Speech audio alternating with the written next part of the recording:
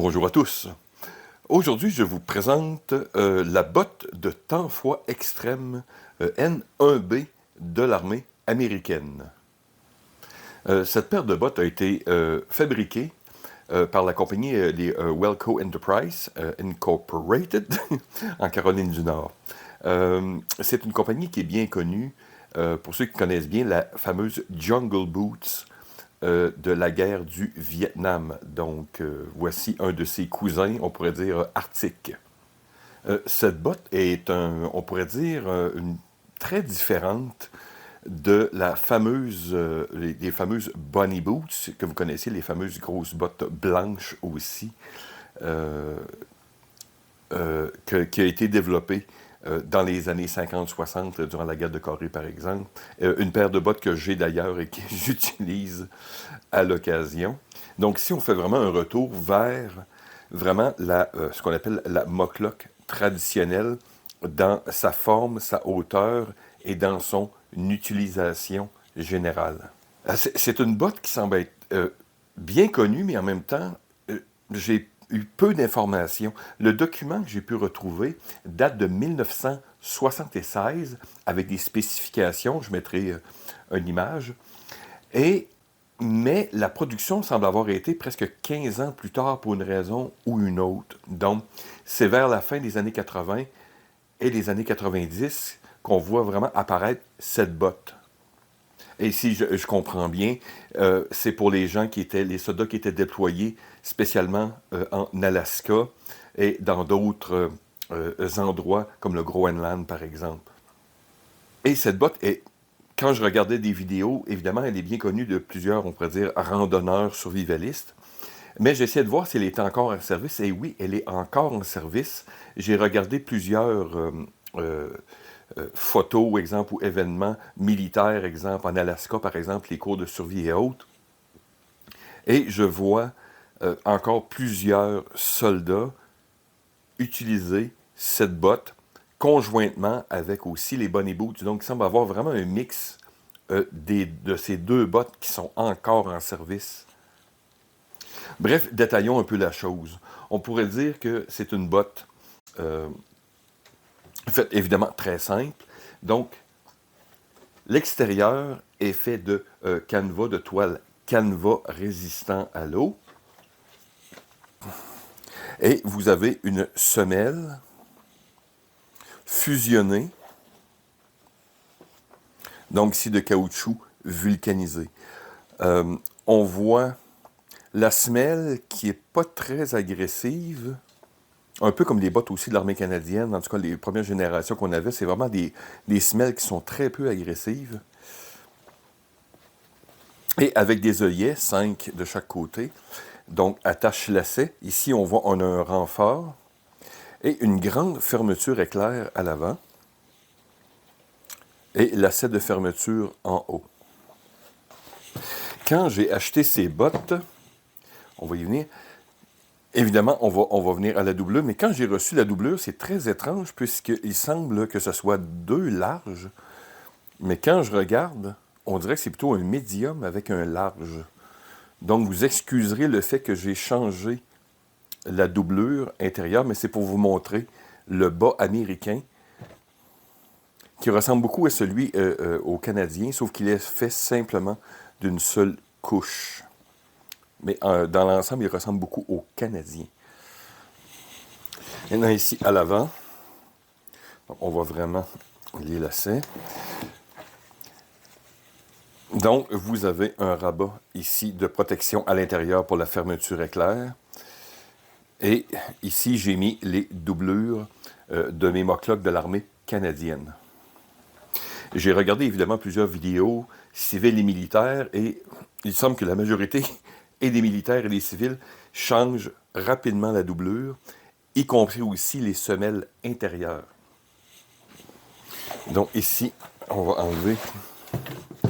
Donc évidemment, c'est la doublure de l'armée canadienne. Oups. Et dans le fond de la botte, vous avez 2 semelles en feutre. Donc, comme j'expliquais, plusieurs des soldats et des civils et autres changent rapidement ces pièces d'équipement pour d'autres. Donc, ici, qu'est-ce que vous pouvez faire, bien sûr? Vous changez vos 2 feutres et vous pouvez utiliser ceux de meilleure qualité de l'armée canadienne. Donc, meilleure ventilation ici. Et vous avez un feutre laine de bien meilleure qualité que la version américaine. Et contrairement aux bottes canadiennes, celles-ci viennent seulement en 4 tailles. Donc, la version que vous voyez ici est un extra large. Et comme vous savez, je chose du 13. Et voilà, mes feutres de l'armée canadienne rentrent parfaitement dans cette botte. Et maintenant, il s'agit de remettre votre doublure de l'armée canadienne. Ce que j'ai remarqué dans d'autres vidéos aussi, c'est effectivement certains Américains ont pris du matériel de l'armée canadienne pour leurs bottes. Donc voici la même configuration dans le fond que l'armée canadienne. Donc semelle intérieure, les 2 semelles, la doublure en laine. C'est simplement la coquille qui change. Voilà. Donc, rapidement. Ça fait quand même un certain temps que, évidemment, je suis au travail avec, je les ai essayés, j'ai fait de la randonnée et d'autres choses, et je peux vous dire que entre cette botte et la botte de l'armée canadienne, je n'ai vu aucune différence.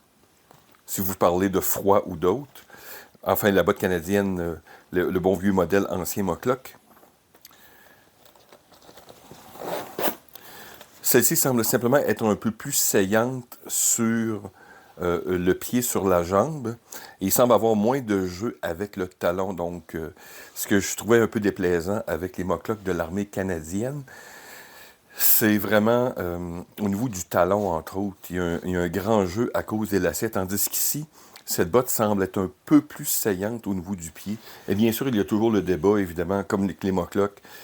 Si vous voulez une botte d'hiver, évidemment imperméable, ben, vous allez avoir un pied qui ne respire pas du tout, ce qui demande un autre genre de logistique, comme la Bunny Boots, par exemple. Tandis qu'ici, vous avez un pied qui peut respirer. Donc, vers l'extérieur, le canevas va devenir humide et vous n'avez qu'à le frotter. Je vous dis, c'est pareil, puis les bottes de l'armée canadienne sont pareilles. Donc, ils ne sont pas imperméables. Mais si vous pensez qu'il y aurait une situation d'urgence, par exemple, vous pouvez toujours vous mettre un bas de Gore-Tex à l'intérieur. Donc, si vous tombez dans l'eau, oui, la botte va devenir mouillée et tout, mais au moins, vous allez avoir une protection, on pourrait dire, pour votre pied.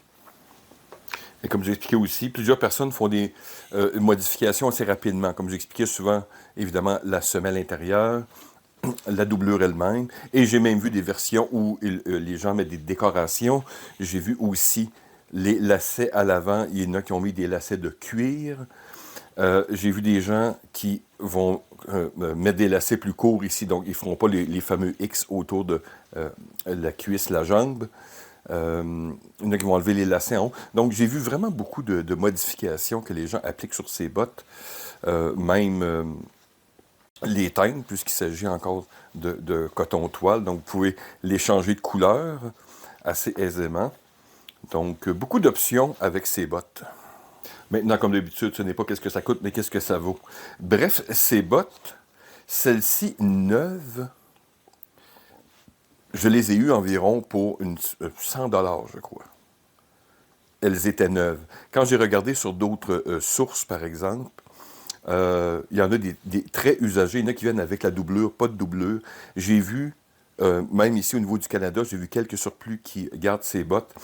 Quelquefois, ce n'est que la coquille, bon, peu importe. Je les ai vus entre 40 $, 60 $. Donc, c'est assez variable. Et l'État, bien sûr, aussi. Donc, c'est le prix équivalent de la Mocklock de l'armée canadienne. On pourrait dire 1 pour 1.